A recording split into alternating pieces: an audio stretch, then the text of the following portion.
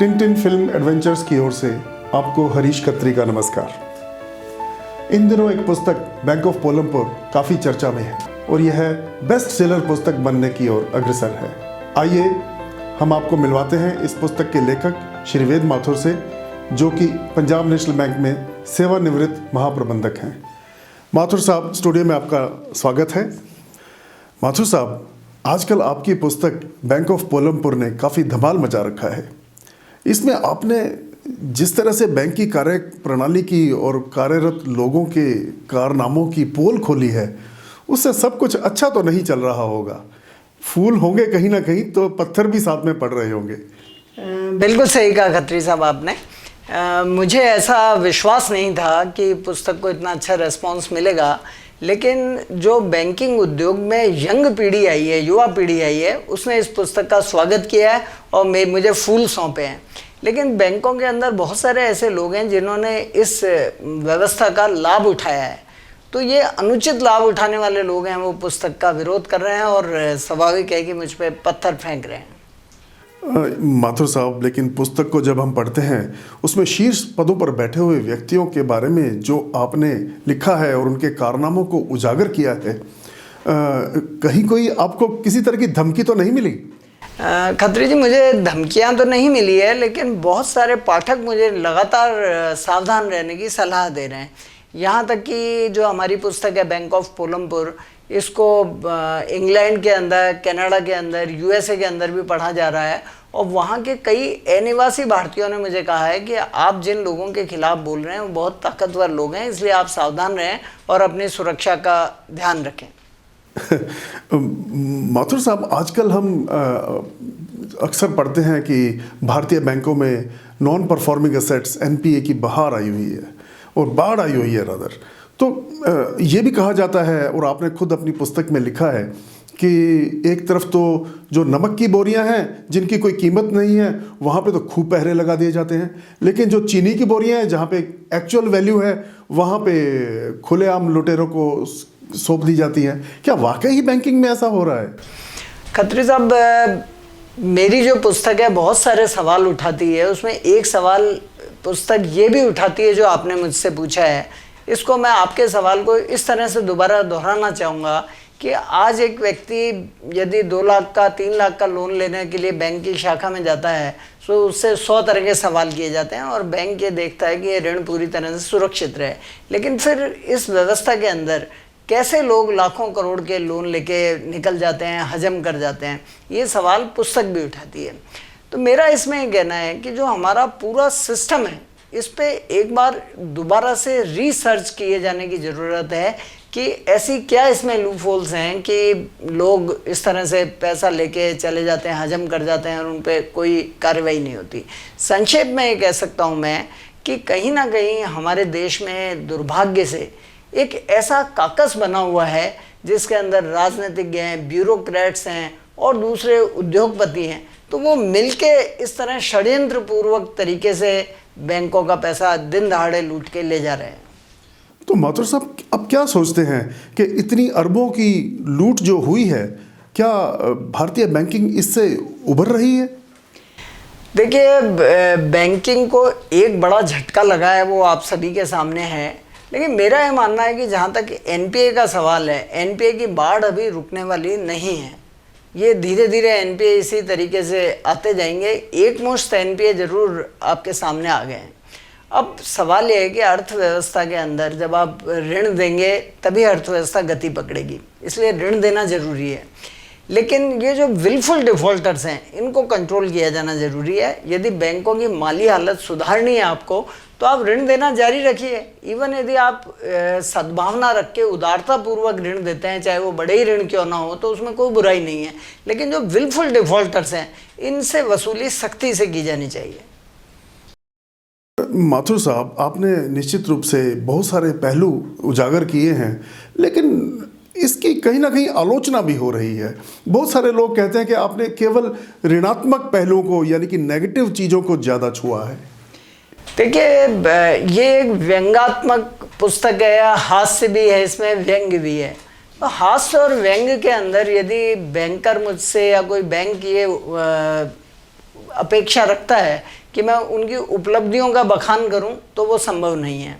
उनकी जो भी उपलब्धियां हैं वो उनकी वेबसाइट पे भी उपलब्ध है, और जो बैंकों का कंट्रीब्यूशन है एग्रीकल्चर में, एमएसएमई में या दूसरे क्षेत्रों में, उससे मैं इनकार नहीं कर रहा, लेकिन मैंने फिलहाल विसंगतियों की ओर ध्यान आकर्षित किया है। इसको मैं इस रूप में कहना चाहूँगा कि यदि आप अपना ब्लड टेस्ट कराने के लिए किसी लैब में जाते हैं और लैब आपको एक रिपोर्ट दे देती है, तो उस रिपोर्ट में बहुत सारी चीज़ें आती है कि आपका शुगर लेवल ज़्यादा है या आपका कोलेस्ट्रॉल ज़्यादा है, तो आप लैब वाले को ये कह के उलाना दें कि तेरी रिपोर्ट तो पूरी तरह नेगेटिव है, इसमें पॉजिटिव बात तो तूने लिखी नहीं।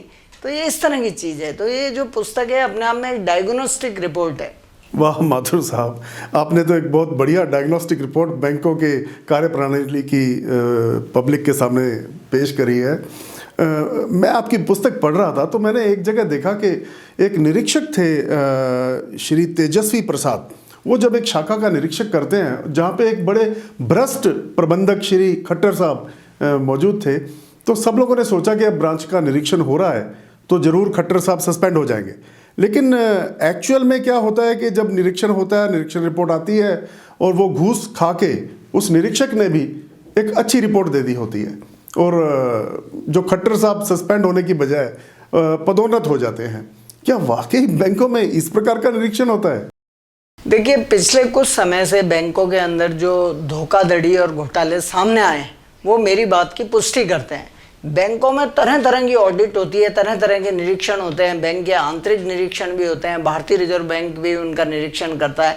इन सारे निरीक्षणों के बावजूद अरबों खरबों रुपए के घोटाले हो गए, धोखाधड़ी हो गई, तो निश्चित रूप से वो किस तरह के निरीक्षण होते हैं ये आप समझ सकते हैं। यहाँ एक बात और मैं हालांकि हास्य में कहना चाहूँगा कि विजय माल्या और नीरव मोदी जी को आप कुछ भी कहें, लेकिन मैं उनका नाम सम्मान से लेता हूं। उसका कारण यह है कि उन्होंने अपना खुद का बलिदान देके और देश को छोड़ के उन्होंने हमारा जो निरीक्षण सिस्टम है उसको एक्सपोज किया है। माथुर साहब, एक आपकी आलोचना यह भी हो रही है कि आप पुस्तक में तो यह दावा करते हैं कि यह पुस्तक एक काल्पनिक पुस्तक है और इसमें सारे जो पात्र हैं वो मनगढ़ंत हैं, लेकिन एक्चुअल में आपकी जो आलोचना होती है कि नहीं, यह आपकी अपनी सेवा काल के दौरान जो आपके अनुभव थे उसी का ही लेखा जोखा है, और उसका जो मुख्य पात्र आपने बताया है कश्मीरी लाल चावला, वो और कोई नहीं है, आप ही हैं। नहीं, देखिए, बेसिकली ये जो पुस्तक है इसमें ह्यूमर क्रिएट करने के लिए या व्यंग डालने के लिए कई जगह हमने काल्पनिक स्थितियों का भी सामना किया है, हमने लिखी हैं काल्पनिक स्थितियां भी, लेकिन पूरी तरह से इसको आप मेरी ऑटोबायोग्राफी या हिंदुस्तान की बैंकिंग का हाल नहीं कह सकते हैं। एक बात और मैं कहना चाहूँगा कि जो मेरी कहानी का पात्र है कश्मीरी लाल चावला, वो इस पूरी कहानी के अंदर मूक दर्शक बना रहता है, जबकि अपनी खुद की 40 साल की बैंक की सेवा के दौरान मैं कभी भी मूक दर्शक नहीं रहा। मुझे जहाँ भी व्यवस्था में विसंगतियाँ नज़र आई हैं मैंने उनका डटकर विरोध किया है और कई जगह नुकसान भी उठाया है। लेकिन माथुर साहब, जब आप खुद बैंक के अंदर थे, पंजाब नेशनल बैंक के अंदर, तब आपने ये जो सारी बातें हैं इनके विरुद्ध आवाज़ क्यों नहीं उठाई?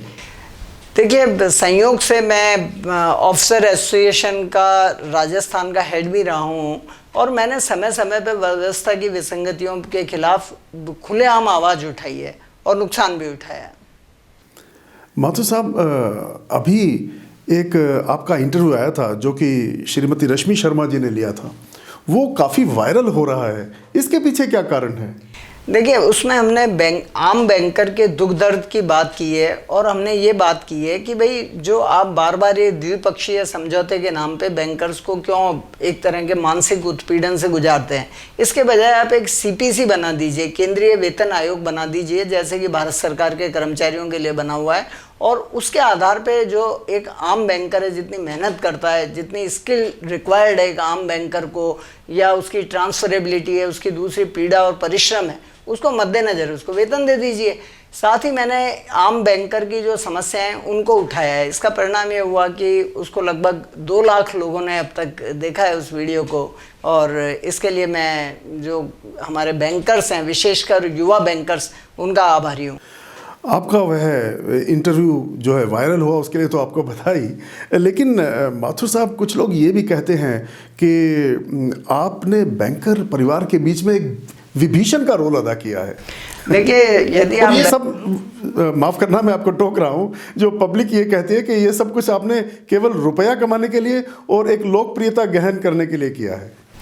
देखिए, मैं लेखक रहा हूँ बैंक ज्वाइन करने से पहले भी, इसलिए लोकप्रिय होने के लिए तो मैं दूसरे तरह का भी लेखन कर सकता था, लेकिन लेखन से पहले मैं हर बार ये सोचता हूँ कि आपका लेखन सार्थक होना चाहिए और समाज के लिए उसकी उपयोगिता होनी चाहिए।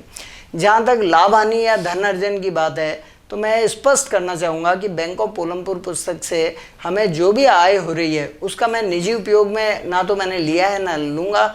हमने इस पुस्तक का जो कंटेंट है, इस पुस्तक का जो संदेश है, उसको प्रसारित करने के लिए जगह जगह इवेंट किए हैं, जैसे मुंबई में, दिल्ली में, जयपुर में, अजमेर में। उसका उद्देश्य पुस्तक को बेचना नहीं है, उसका उद्देश्य पुस्तक में जो संदेश है, जो हमने पर्दाफाश किया है इस व्यवस्था की, इस बैंकिंग व्यवस्था की जो कमियां हमने उजागर की है, उनको लोगों के सामने लाना है, ताकि इस हल्ला बोल के परिणाम स्वरूप इस बैंकिंग तंत्र में कुछ सुधार आए। आपने अपनी पुस्तक में बैंक ऑफ पोलमपुर का जो एम्बलम है वो उल्लू को बनाया है, ये आखिर इसके पीछे क्या कारण है? देखिए, उल्लू भारत के अलावा अन्य सभी देशों में बुद्धिमानी का प्रतीक माना जाता था। तो मेरा ये मानना है कि मेरा जो एक काल्पनिक बैंक है, बैंक ऑफ पोलमपुर, इसके सारे पात्र, सारे कर्मचारी, अधिकारी बुद्धिमान थे, इसलिए मैंने अपने बैंक का लोगो उल्लू को बनाया है। लेकिन मेरी किताब के आखिरी चैप्टर के अंदर जो मेरा मुख्य पात्र है, कश्मीरी लाल चावला, उसकी पत्नी मनप्रीत एक सवाल उठाती है। वो ये कहती है कि जब आपके बैंक ऑफ पोलमपुर का हर व्यक्ति इतना कर्मठ और बुद्धिमान था, तो बैंक रसातल की ओर से क्यों गया? तो मेरा ये कहना है कि मैं इस सवाल का जवाब पाठकों पे छोड़ता हूँ कि मैंने आपके सामने सारी स्थितियाँ रख दी है, सब तरह की डायग्नोस्टिक रिपोर्ट आपके सामने रख दी है, तो आप खुद फैसला करें इस बात का कि बैंक रसातल की ओर क्यों गया। बहुत बढ़िया माथुर साहब। अब आप हमें ये बताइए दर्शकों को कि आपका अगला वेंचर क्या है?